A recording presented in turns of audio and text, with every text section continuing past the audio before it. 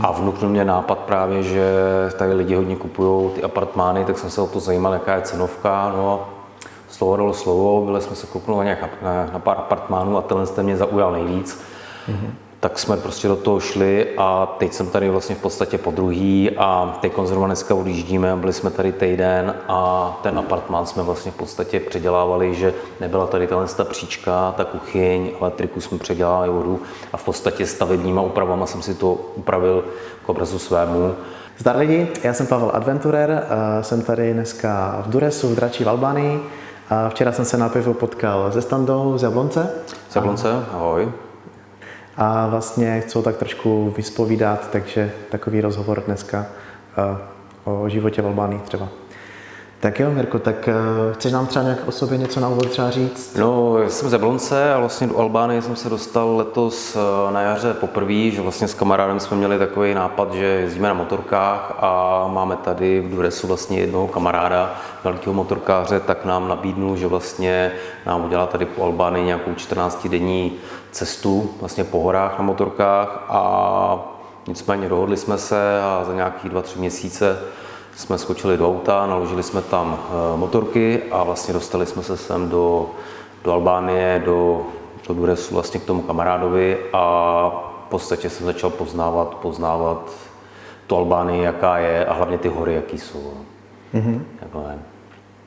Takže vlastně jakoby tady se přišel na té motorce a vím, že vlastně hodně Čechů tak jezdí vlastně na motorkách, že to tady mají rádi, že je to vlastně takový ten offroad, že se dostanou i na ty špatně přístupné místa, že nepotřebují asfalt. No, on to je vlastně v podstatě ráj motorek z toho důvodu, že vlastně tady ta osídlenost, vlastně většina Albánie, většina obyvatel je tady vlastně při moři, což to moře je takový, Středozemní moře je takový, jaký je. Za mě jakoby v Asii to moře je daleko hezčí, ale v podstatě, jak jsme vyjeli do těch hor, tak tam je největší kouzlo těch hor, že jedete prostě, já nevím, třeba hodinu točky na motorce, prostě nádherný panorama krajiny a potkáš 2-3 auta za tu hodinu.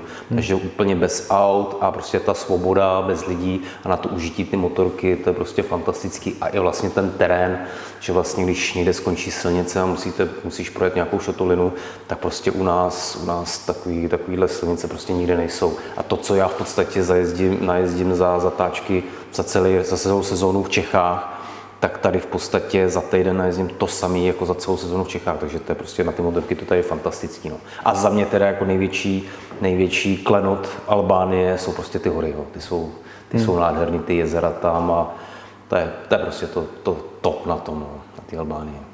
A kdy jsi vlastně přišel poprvé jako do Albánie, anebo po kolikáte tady vlastně jsi? Já jsem konkrétně jsem tady podruhý, že vlastně poprvé jsem tady byl na jaře, že já většinou v poslední době tady cestujeme spíš do té Asie a vlastně v podstatě to Albánie je jedna z nejvíc podobných zemí vlastně té Asii, tak vlastně na tu Evropa je nějaká, ale od té Albánie vlastně to začíná být taková ta správná džungle, kterou člověk vyhledává a vlastně i podnebí je tady takový trošku lepší. Jako v létě si myslím, že je tady hodně teplo, ale třeba teď jsme tady v říjnu a já už měsíc topím a jsme tady normálně v kraťasech a je krásný počasí, že jo, venku maximálně trošku nějaká mikinka, ale počasí je tady super. Takže jsem tady konkrétně podruhý, že vlastně kvůli tomu apartmánu, což vlastně o tom chcem taky hovořit, že v podstatě, jak jsme se na těch motorkách vraceli, tak vlastně ten můj kamarád, co tady žije, tak on dělá správce bytu, apartmánů, který tady mají koupený Češi a on jim je jakoby spravuje, že u jedné firmy vlastně a že uklízí vlastně, když je nějaká výměna těch hostů, že, tak on prostě vypere povlečení, vytře, uklízí a připraví to. A vnuknul mě nápad právě, že tady lidi hodně kupují ty apartmány, tak jsem se o to zajímal, jaká je cenovka. No, slovo dalo slovo, byli jsme se kouknout na pár apartmánů a tenhle mě zaujal nejvíc. Tak jsme prostě do toho šli a teď jsem tady vlastně v podstatě podruhý a teď zrovna dneska odjíždíme, byli jsme tady týden a ten apartmán jsme vlastně v podstatě předělávali, že nebyla tady ta příčka, ta kuchyň, elektriku jsme předělávali vodu a v podstatě stavebníma úpravama jsem si to upravil k obrazu svému a teď vlastně už jenom nábytek a už bude k pronájmu. Super. No a ty jsi to zmínil včera na pivu. Přišlo mi to celkem zajímavé, že vlastně k té rekonstrukci ty jsi vlastně řemeslník. Jsem řemeslník, no. Vlastně, takže ten byt byl jakoby nový a bylo třeba ho dodělat, anebo byl jakože starý a bylo třeba ho zrekonstruovat? On byl vlastně byl novej, stěny byly vymalovaný, strop tady bylo nějakým způsobem natažená elektrika, ale říkám, bylo to jedna obdélníková místnost, koupelna relativně jakoby nová, udělaná, ale nebyl tam boiler, nebyla tam zástěna, takže takovýhle jakoby věci a asi nejvíc na čem jsme pracovali, jak jsme pracovali na elektrice, protože rozklíčovat albánskou elektriku je docela problém. A mají tady občas takové zvláštní věci, že ty by u nás absolutně neprošly, tak vlastně v podstatě tuhle celou kuchyň jsme vydlabali vlastně strop tady a natáhli jsme kompletně novou elektriku tady do kuchyně a udělali jsme to vlastně evropsky, tak jak to má být, a víc jističů, pořádnýma kabelama, takže to je udělané vlastně už po našem, ale ten zbytek je tak nějak trošku albánský, no ale co bylo v mých silách, tak jsem opravil, no. Rozumím, takže takový česko-albánský byt, řekněme, jako na půl a super. No a co třeba, taky ty si třeba vyprávěl, že nevím, třeba dveře nebo ten boiler, že? Jo, to byla další taková zásadní věc, že u nás jsme zvyklí pracovat, že my v podstatě uděláme příčku, dáme do toho veškeré instalace, připravíme si stavební otvor na dveře, a vlastně na rozměr kuchyně nějaký standardní, protože to je normální rovná kuchyň po 60 cm a pak vlastně, když to je hotový, tak se jede do obchodu, koupí se kuchyň, sestaví se, seřízne se deska, namontují se dveře a je hotovo. Ale tady v Albánii to funguje trošku obráceně, protože když jsem začal shánět dveře, tak jsem zjistil, že to je asi největší problém, protože Albánci obložkové dveře se prostě tady koupit nedají. Albánci jsou zvyklí prostě zaměřit si ty dveře a ty dveře vyrobí na míru, to samý kuchyň. Tady prostě nekoupíte kuchyň, maximálně někde v obchodáku si na 2 místech jsem narazil, ale měli konkrétní nějakou sestavu do Účka, do LK a na to musí být konkrétně připravené místo, tak to by se dalo sehnat, ale stálo to hromadu peněz a bylo tam spousta věcí, navíc, co já jsem nepotřeboval, ale takovouhle klasickou rovnou kuchyň neseženete, takže jsem musel oslovit truhláře, a už to bylo ke konci našeho pobytu, tak vlastně dneska odjíždíme a včera ve 2 hodiny jsem teprve přivez kuchyň, takže jsme včera tohle začali montovat. Tak je fakt, to je ze včera toto? Včera jsem ji přivez, no, takže veškerý dřez, ty prvky do toho a tohle, tak jsme to včera do večera bouchali. No.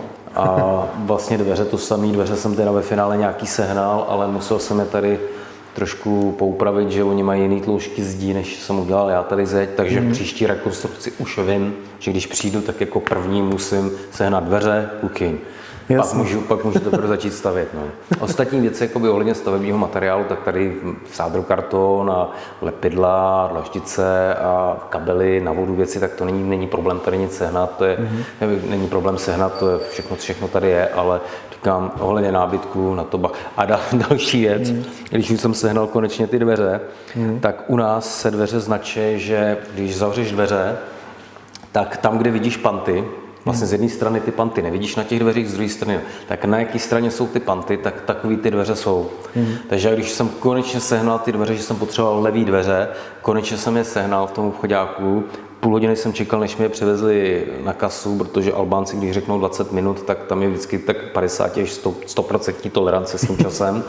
Nikdy to není dřív samozřejmě. Tak oni je konečně přivezli na tu kasu, že jo, říkám paráda, mám dveře, že jo, věděl jsem, že budu muset ty obložky trošku zkrátit, říkám, hele, s tím si nějak poradíme, hlavně mám dveře. Koukám na to a oni byli praví, že jo. Říkám, to jsou praví, já potřebuju levý. Ne, to jsou levý. Říkám, ne, pravý. Tak jsem šel za ní, no a Albánci to značí obráceně, že jo. Takže vlastně Albánci, co mají, že jo, znamená ne, a tak u dveří, co je u nás pravá, tak tady je prostě levá, jo. Takže to byl další zážitek takový lehký. Ale nicméně poradili jsme se s tím, takže je dobojováno, takže myslím si, že jsme to zvládli dobře. No a pak ještě ten boiler, to mě taky zaujalo. Jo, boiler jsem si přivez teda z Čech, protože jsem nevěděl přesně, jak to tady s tím bude. Přivez jsem si vlastně i dřez, což ve finále bylo zbytečný, protože tady ty dřezy mají kvalitnější. Mají vlastně, když se koukneš na tu baterku, tak vlastně to je celý plechový, ale tady, co jsem koukal na ty dřezy, tak stojí buď to méně než u nás, nebo stejně, ale je to fakt jako kus železa, že tady ještě takový to šetření na těch materiálech jakoby neprobíhá. Pro jistotu jsem teda sebou vezl i boiler, nebral jsem dražice, protože dražice jsou český boiler, tak kdyby se tady s tím něco stalo, tak jsem vzal nějaký prostě který světový boiler, ale nicméně Albánci tady veškerý dopojení do boileru tak dělají na flexi hadice. A tady ta voda je taková malinko agresivní, tak i ten kamarád vlastně, co dělá správu těch bytů, tak vlastně když viděl, jak jsem tady udělal ten boiler, tak říkal, hele, my bychom potřebovali přidělat všechny ty boilery, protože oni mají jenom ty flexi hadice, prostě rok, dva, agresivní voda a prostě furt jim ty boilery tečou, u závěry tam nedělají, pojistný ventil tam nemají a tak, než to prostě namontují na prasáka, tak já mám tady správně udělaný boiler, že jsem si přivez i tu sestavu vlastně už hotovou vlastně s tím ventilem a s těma věcma a na PPR vlastně jsem zavařil tu vodu napevno, že jo, k tomu s kohoutem se vším, takže tady je ten boiler, jak má být. No. A teďka třeba, jak to teda šlo na těch hranicích, třeba když na to koukli v tom autě? S tím boilerem myslíš, no, jo? To... Nemyslíš s tou motorkou. A jako motorku může říct taky, jestli to není to... Měl jsem strach, že vlastně v podstatě se vystupuje z Maďarska, tak se překračují hranice a člověk vyjede do Schengenu, že jo? Tak v ten moment jsem nevěděl, vlastně vezu úplně nový boiler, nový dřez, tak je to v podstatě takový pašování, že vlastně jsem přivážel milimetry a vůbec jsem nevěděl, protože tady ty vlastně od Maďarska ty kontroly na hranicích jsou, vlastně kontrolují pasy, prohlížejí auta, techničáky od auta, tyhle ty věci musí být, tak z toho jsem měl trošku strach, ale ve finále to proběhlo dobře a vlastně ten boiler a ten materiál, i že jsme tam měli vercek, tak bylo evidentní, že nejsme turisti, že prostě jedeme něco pracovat, tak ve finále to proběhlo dobře a skoro je to nezajímalo. Akorát myslím, že Srbové vlastně maďarsko-srbský hranice, tak se nás na něco ptali a my jsme jim úplně nerozuměli co, tak na co se ptají, tak řekl, ať vylezem a ukážem auto, tak vlastně jsme to otevřeli, on tam viděl tu krabici, tak se ptal, co to je. Jsem říkal, že to je boiler a on, že jo, že to je v pohodě, takže že to proběhlo v pohodě. No. Jasně. A ty jsi vlastně i říkal, že jak jste tady na těch motorkách jako jezdili po těch kopcích, takže jsi ztratil vlastně technický průkaz té motorky? Ztratil jsem techničák od motorky, že vlastně my jsme tady na těch motorkách byli, že nejezdíme po ose, což jako spousta lidí sem jezdí, ale v podstatě když přijedeš na motorce po ose, tak tu gumu můžeš v podstatě zahodit, protože... Ještě promiň, co to znamená po ose, nerozumím? Jako na motorce, že jedeš. Že jdeš na motorce, tak jdeš po ose. Že jdeš na té motorce, tak jdeš po ose vlastně sám, že si tu motorku už naležíš na to cestování sebou. Jo, po vlastní ose, že a vystřelíš z baráku, vystřelíš z baráku už na té motorce. Okay. Ale my jsme vlastně v podstatě, to je jenom autem, to je 20 hodin, takže vlastně na té motorce bychom strávili nějaký 2-3 dny a museli bychom docela valit a po dálnici a vlastně jak se jede po dálnici a ujedeš 1000 km po dálnici, tak si uděláš na té pneumotice plošku. Prostě jsi schopný za 1000-2000 km tu gumu zničit, že vlastně uprostřed máš pak plošku a samozřejmě tam ta guma sjetá víc a pak vlastně když jedeš a nakláníš si do zatáček, tak ta motorka vlastně dělá takový jakoby přes tu hranu takový lom, prostě tu gumu skurví, že jo. Ideálně je prostě se válet s tou gumou a prostě sjíždět jí celou prostě rovnoměrně a udělat si kulatou. Takže špičatá, placatá, prostě to je špatně. Takže motorky jsme měli v autě, dali jsme do dodávky s kamarádem a jeli jsme vlastně dodávkou sem. Tady jsme to vyložili, jezdili jsme těch 14 dnů, no a když jsme odjížděli, tak jsem zjistil, že nemám techničák od motorky. Ale měl jsem ho přitom, ale prostě jsem ho ztratil.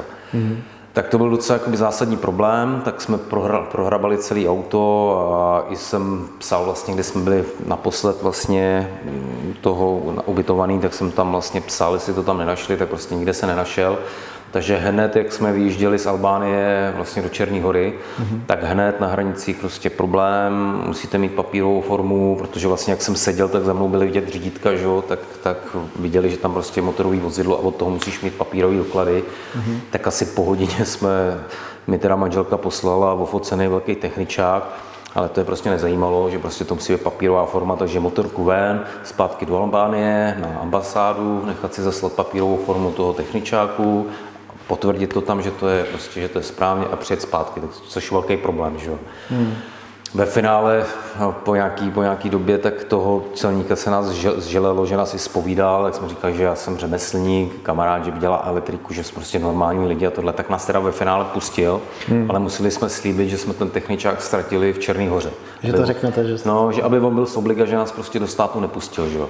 No, tak jsme vyjeli do Černé Hory, říkám, paráda, tak jsem si říkal, ty vole, aspoň to Maďarsko, protože do Maďarska na hranice vlastně to je 8 hodin, tak to je hratelný, že vlastně jeden den jdeš pro motorku, že jo, vyřídíš ty papíry, přespíš a jedeš zpátky, že jo. Ale jet do Albánie na hranice, to je masakr docela. No tak pak už jsme teda ukazovali jenom, když chtěli techničák, tak jsem rovnou ukázal ten v tom telefonu, že jo, tak vlastně pak vstup do Srbska, tak to tady řeknu teda okrajově, třeba Srbky jsou strašně krásný ženský. A jsme tam vyjeli a vlastně ta Srbka, tam prostě krásná princezna, jak obrázek, říkám, no tak teď zjistila, co máme s tou motorkou, takže se ukázalo, že jak je krásná, tak má i hodně negativních věcí, opatrně, takže nás hodila stranou, nechala nás tam stát asi půl hodiny, aniž by se nás vůbec všimla, nic, prostě se na nás úplně vykašlala.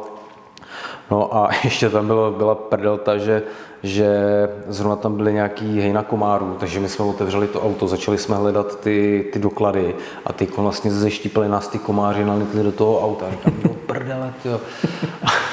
Po nějaký té době teda pak přišel nějaký celník, tak jsme to s ním tam vyřídili a ve finále to jakoby nějak prošlo s tím papírem a jak kejvnul, že to jako prochází, tak jsme rychle naházeli věci, zavřeli jsme, že jsme v tom autě zavřeli s těma komárama, takže jsme pak valili z těch hranic a prostě ty komáři nás tam doďovali, tak to bylo příšerný. No. Takže ve finále jsme to nějak provezli a největší strach jsme měli teda z těch Maďarů, ale ve finále tam byl asi nejmenší zádrhel, protože viděli to auto, jaký tam máme mrdník vlastně po těch 14 dnech, že jo, a teď jsme to ještě 3krát celý přehrabali, takže tam prostě byla halda naházených věcí.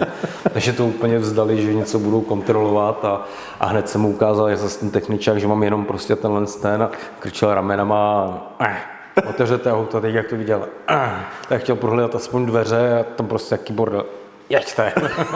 A úplně se nás vykašleli, že ve finále průjezd maďarskými hranicemi byl asi nejlepší. No. Takže za hranicemi jsme, jo, ty vole, dokázali jsme to. Tak takhle. Nádhera, perfektní, úžasné. No, a dobře, a teďka ještě teda, takže vlastně ty jsi tady vlastně přijel, podíval, koupil jsi teda tady apartmán, ty jsi řemeslník, takže jsi to vlastně udělal k obrazu svému. Přesně tak. Se nemůžeš stydět těm lidem, kterým to nabídneš, teda předpokládám jakoby k užití, že jo? A jak to vlastně třeba probíhalo, ten nákup té nemovitosti, jak to šlo to hladce, nebo byly obstrukce někde? V realitě mi to šlo hladce, protože samozřejmě jsme si na to museli vzít hypotéku, že jo, protože takovýhle peníze na zadku nemám. Takže, ale hypotéku samozřejmě na albánský byt ti v Čechách nikdo nedá, takže jsme si museli vzít, myslím, že se tomu říká americká hypotéka, takže jsme vlastně zastavili jinou nemovitost a oni nám půjčili peníze, které si vlastně můžeš použít jak chceš, jo. Takže vlastně za ty peníze jsme to v podstatě pořídili a celý ten nákup byl takový, že moje manželka v tom trošku jakoby dělá, že dělá na hypotečním a že s těma bytama má zkušenosti, takže jako celý to papírování tak jako hodně albánský a musíš mít takovou jakoby trošku větší důvěru v těch lidech. U nás prostě jakmile je nějaká smlouva, tak hned právníkovi pročítáš to, nějaký úskalí, průšvih a tohle ale tady v Albánii je to takový prostě trošku albánský, ale ve finále to dopadlo všechno v pohodě a nebyl vůbec žádný zádrhel a vlastně ta firma, a my jsme ho ještě nekupovali jakoby konkrétně od člověka tady, ale přes firmu, která se tímhle s tím tady zabývá, takže oni vlastně většinu toho papírování, protože my bychom to nedokázali, že tak to udělali oni a vlastně když jsme ten byt kupovali, tak vlastně oni se zavazují, že tady musí běžet elektrika a musí týct voda, takovéhle ty základní věci, což tady ještě nebylo, takže vlastně o to my jsme koupili ten byt a já jsem čekal, až prostě dají sem vodoměr, až poběží elektrika, takže v momentě, jak to dopadlo, tak jsme sem jel a udělal jsem tady tu rekonstrukci. Takže v podstatě, když se rozmyslí, že koupíš ten byt, tak počítej, že dřív jak za 3-4 měsíce ho prostě mít nebudeš, že prostě to chvilku trvá. a hlavně ono jako na tu dálku, ale nicméně ta firma se o to postarala jakoby docela v pohodě. Myslím si, že jako ten byt, kdybyste tady scháněl sám jakoby na vlastní triko, tak ho seženeš podstatně levnějc, ale myslím si, že ty papíry to by bylo asi nereálný pro i člověka, který se zabývá v Čechách nemovitostma, takže ten se to musí časem naučit, což ta firma asi zřejmě takhle funguje, že dělali nemovitosti, pak začali dělat prostě Albánii a taky určitě ty první byty nešly hladce, ale teď už tady jsou roky, takže už prostě přesně vědějí, jak se ty peníze dávají a úschovy tady fungují tak trošku jakoby zvláštně, no, trošku jinak než u nás, že si to nemůžeš udělat úschovu právníka, ale musíš to udělat úschovu tady v Albánii, že je nějaký jeden pověřený člověk, nějaký prostě právník a k tomu se dávají ty úschovy, že nemůžeš mít svýho, jakoby, což funguje u nás, že jo, pro předání klíčů. Ale dopadlo to dobře všechno, takže No a teďka vlastně, jak dál? Vlastně budeš tady více jezdit, užívat, anebo bude to i jako dispozici vlastně, budeš to nějak pronajímat?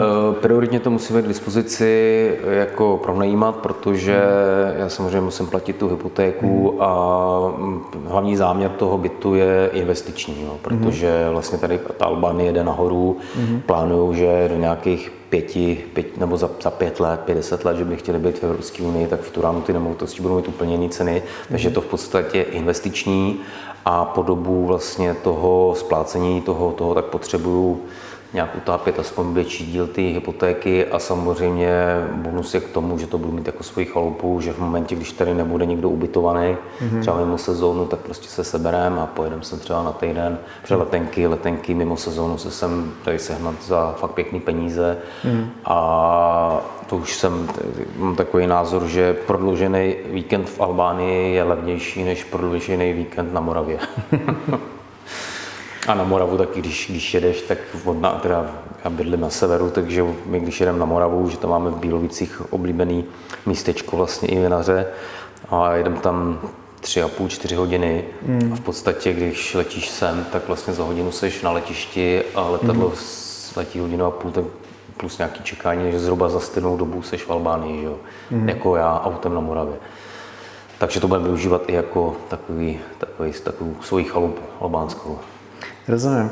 A vlastně z té souvislosti s tím vlastně teda jedna cesta je letadlo, jasně, anebo to auto.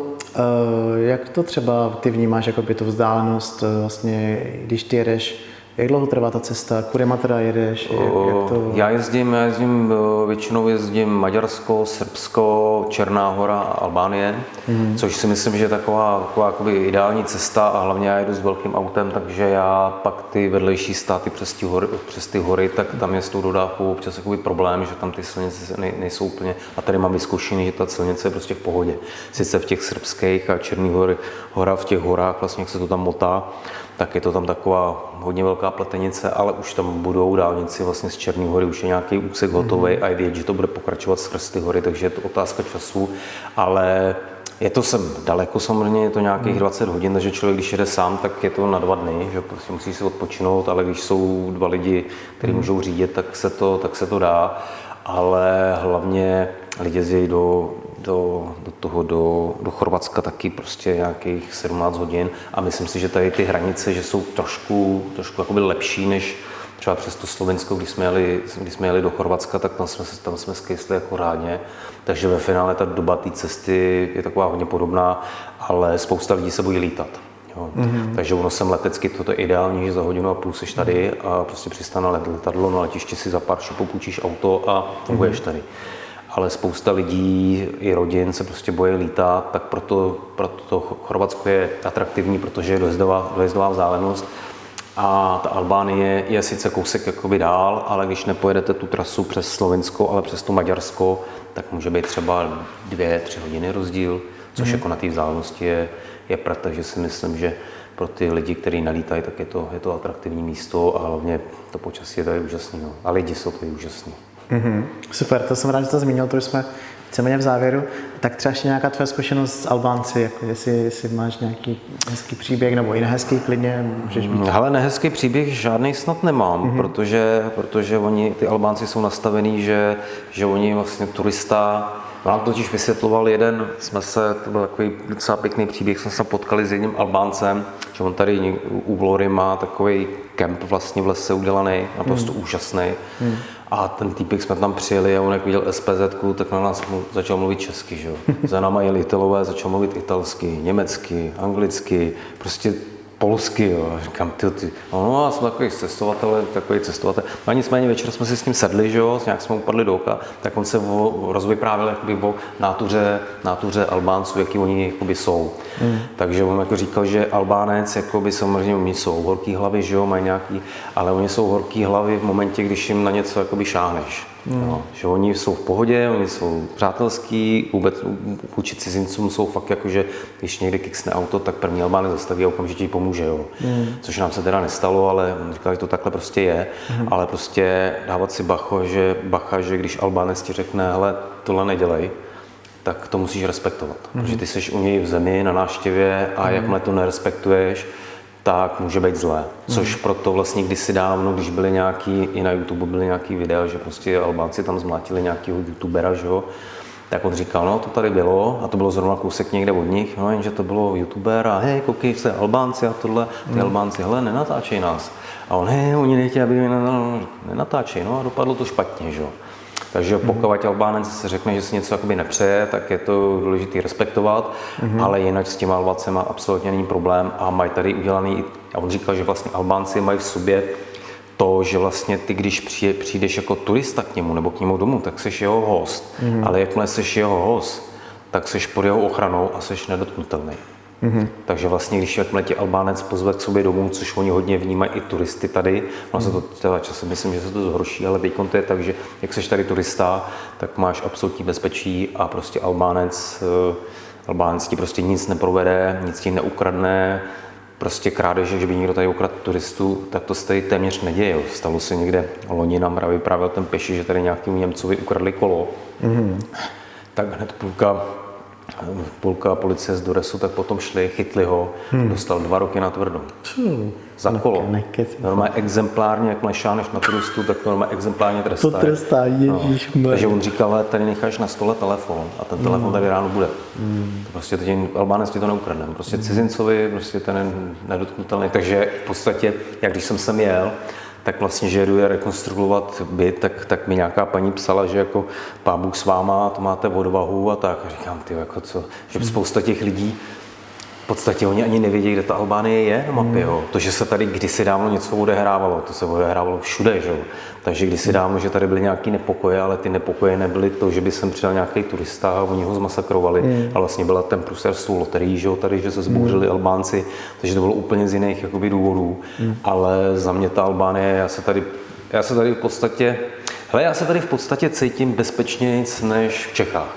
Protože u nás třeba po 9. hodině přejít Jablonec, tak se bojím. Tady včera jsme byli na pivu a prostě 10 hodin jsme přijeli, 10 hodin jsem tady šel normálně přes město a vůbec jsem se neměl jsem nějaký obavy, že by se mi něco mohlo stát. Takže já se tady v podstatě cítím bezpečnější než u nás. Já ti rozumím. Já jsem měl takový třeba pocit, když jsem přijel do Iránu, což je taková další destinace, které třeba lidé by mohli bát tam zajet. Ale měl jsem tam taky takový jako vlastně úplně jiný pocit, vlastně takový jako bezpečí, no.